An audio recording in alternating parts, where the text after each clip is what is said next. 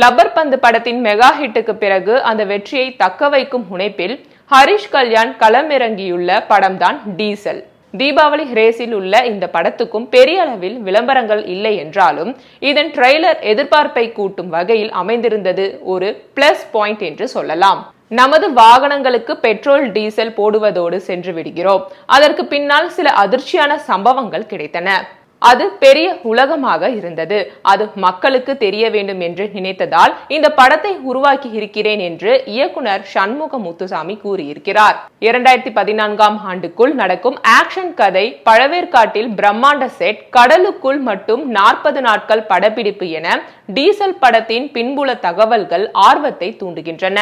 Rubber பந்து போல மவுத் டாக்கில் பாசிட்டிவ் விமர்சனங்கள் பரவினால் டீசல் படமும் சத்தமின்றி சாதிக்க வாய்ப்புண்டு. தீபாவளி ரிலீஸை பொறுத்தவரையில் டியூட், பைசன், டீசல் ஆகிய 3 படங்களை தவிர நட்டி நடித்துள்ள கம்பி கட்டின கதை, சமுத்திரக்கண்ணி, கௌதம் மேனன் நடித்துள்ள கார்மேனி செல்வம் ஆகிய படங்களும் வெளியாகின்றன.